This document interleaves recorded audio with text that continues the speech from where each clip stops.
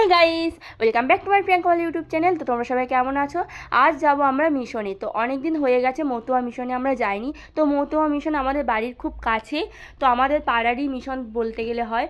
তো প্রায় সময় যে কোনো ওকেশানে বা যে কোনো শুভ কাজে কিন্তু আমরা আগে মিশনে পুজো দিয়ে তারপর সেই কাজটা সূচনা করি।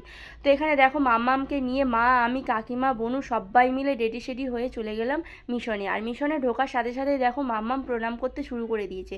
তো ওকে কোনো ঠাকুর মন্দিরে গেলে আগের থেকে বলতে হয় না যে তুমি প্রণাম করো। ও ছোট্ট হলেও ওর কিন্তু বোঝার ক্ষমতা প্রচুর রয়েছে। তোমরা তো এর আগের ভিডিওতে দেখেছো কতটা ঠাকুর সেবা করতে পছন্দ করে। আর এখানে দেখো প্রণাম করার পর আমি তোমাদের মিশনটা ভালো করে ঘুরিয়ে দেখাই। তো দেখলে প্রচুর ডাঙ্কা রয়েছে। এই তো ডাঙ্কা যে কোনো অনুষ্ঠানে এগুলো বাজানো হয়, খুবই ভালো লাগে ডাঙ্কার ধ্বনি শুনতে। তো এখানে দেখো আমিও যখন প্রণাম করলাম, মাম্মাম আবারও প্রণাম করলো, করে দেখো ধূপ ঘোরাতে শুরু করে দিয়েছে। তো ওরা হাতে ধূপ নেই, কিন্তু ধূপ কীভাবে ঘোরাতে হয় সেটাও জানে। তারপর মিশন থেকে বাড়ি চলে আসার পর একটুখানি তরমুজ বের করলাম, ফ্রিজে ছিল। তো দুপুরবেলা অর্ধেকটা কাটা হয়েছিল আর ছিল যেহেতু আমরা খাইনি বলে। তো গরমের দিনে তরমুজ তো খেতে ভালোই লাগে। তো মাম্মামকে দিতে যাচ্ছিলাম, দেখো মাম্মাম প্রথমে খেতে চাইছিল না। তো যে কোনো ধরনের ফল ও খেতেই চায় না, মানে খাওয়া দাওয়ার ঝামেলা ওর প্রচুর রয়েছে। তো আমি একটুখানি খেলাম, আমি খাওয়ার পর তারপর এখানে দেখো বনুকে একটু দিলাম। তো বনুও খেলো। তো খাওয়ার শেষে ফিরনি নিয়ে চলে এসেছে আমার হাজব্যান্ড। তো বললো ফিরনিটা খেতে খুবই টেস্টি আর খুবই ভালো। তো এখানে দেখো কত সুন্দর ফিরনিটা। তো আমি একটুখানি প্রথমে খেয়ে দেখলাম, খেয়ে তো খুব ভালো লেগেছে। তো আর একটা এক্সট্রা বাতি ছিল, সেটাই আমি তোমাদেরকে দেখাচ্ছি কত সুন্দর। এটা ছিল খুবই হালকা মিষ্টি আর খেতে কিন্তু খুবই টেস্টি। তো সন্ধ্যাবেলা একটুখানি টিফিন করার পর চলে আসলাম রান্নাঘরে। তো রান্নাঘরে রান্না তো করতেই হবে। তো রান্নাঘরে এসে দেখি মাথায় হাত, ঘরে তো সেরকম কিছুই নেই, শুধু পড়ে রয়েছে আলু আর ফুলকপি।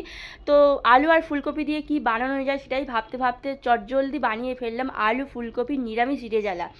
তো ঘরে যেহেতু পোস্ত ছিল, তাই পোস্ত আর আদা আমি সুন্দর করে শিলে বেটে নিয়েছি। আর নিয়েছি টমেটো কুচিয়ে, কাঁচা লঙ্কা কুচিয়ে, আর ফুলকপি তো কেটেই নিয়েছি। কেটে ভালো করে ধুয়ে আমি ভেজে নিয়েছি। তো ফুলকপিটা একটুখানি ভাজার পর তারপর কড়াইতে তেল দিয়ে দিয়েছি। তেলটা খুব ভালো করে গরম করে আমি দিয়ে দিলাম এখানে গোটা জিরে। গোটা জিরে দেওয়ার পর আমি দিয়ে দিলাম কুচিয়ে রাখা টমেটো কুচি আর কাঁচা লঙ্কা কুচি, দিয়ে ভালো করে নাড়াতে থাকলাম। তো এই রান্নাটা সাধারণ হলেও খেতে কিন্তু জাস্ট অসাধারণ ছিল। তো আলু ফুলকপি নিয়ে আমি ভাবছিলাম যে কি রান্না করা যায়, তো এটাই ভাবলাম যে ফুলকপি আলু রেজালা। তো এটা আমি অনেকবার খেয়েছি, কোনোদিন ট্রাই করিনি, যাই হোক এই প্রথমবার ট্রাই করছি। তো এখানে মশলাটা কষানোর পর আমি দিয়ে দিলাম বেটে রাখা পোস্ত আর আদাটা, সেটা দিয়ে ভালো করে কষিয়ে নিচ্ছি। আর দেখো আলুটা কিন্তু আমি যাতে তাড়াতাড়ি রান্নাটা হয়ে যায় সেই জন্য অর্ধেকটা সেদ্ধ করে রেখেছি। তো এমনভাবে রান্নাটা করতে হবে যাতে বাড়ির সবাই খেয়ে খুবই প্রশংসা করে আর খেতেও যেন টেস্টি হয়। তো যাই হোক খুব মন দিয়ে কিন্তু আমি রান্নাটা করছিলাম, আর রান্নাটা ছিল নিরামিষ। তো খেতে জাস্ট ফাটাফাটি ছিল। তোমরা যারা নিরামিষ রান্না পছন্দ করো অবশ্যই এই রান্নাটা একবার হলেও ট্রাই করবে, খেতে জাস্ট ফাটাফাটি ছিল।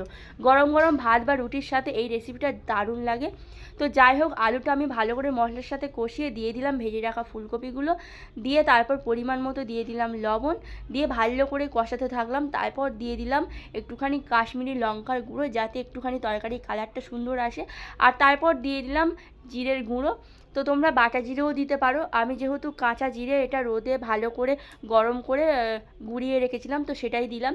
তারপর দিয়ে দিলাম একটুখানি সামান্য পরিমাণ চিনি। তো যেহেতু এটা রেজালা নিরামিষ, তো একটুখানি চিনি দিলে খেতে খুবই টেস্টি হয়। আর নিরামিষ তরকারিতে তোমরা জানো চিনি একটুখানি দিলে রান্নার টেস্টটা খুবই ভালো হয়। তো যাই হোক ভালো করে মশলার সাথে সবজিগুলোকে কষিয়ে আমি পরিমাণ মতো জল দিলাম। যেহেতু আলুটা আমি অর্ধেকটা সেদ্ধ করেছিলাম, তার কারণ রান্নাটা যাতে তাড়াতাড়ি হয়, আর শুধু সেটাই না তরকারিটা যাতে একটুখানি মাখা মাখা হয় সেই জন্যই আমি আলুটা একটুখানি অর্ধেকটা সেদ্ধ করে নিয়েছি। তো যাই হোক এখানে কিন্তু সবজিটা প্রায় সেদ্ধ হয়ে গিয়েছে, ফুলকপিগুলো দেখে তোমরা বুঝতেই পারছো কতটা সেদ্ধ হয়ে গিয়েছে, আর রান্নাটাও হয়ে এসছে।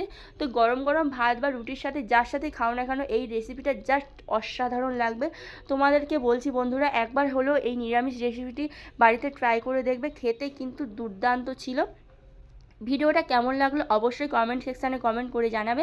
আর ভিডিওটা যদি ভালো লেগে থাকে লাইক অ্যান্ড সাবস্ক্রাইব করে পাশে থাকবে। আজকের এই পর্যন্ত, সবাই সুস্থ থেকো, ভালো থেকো, টাটা।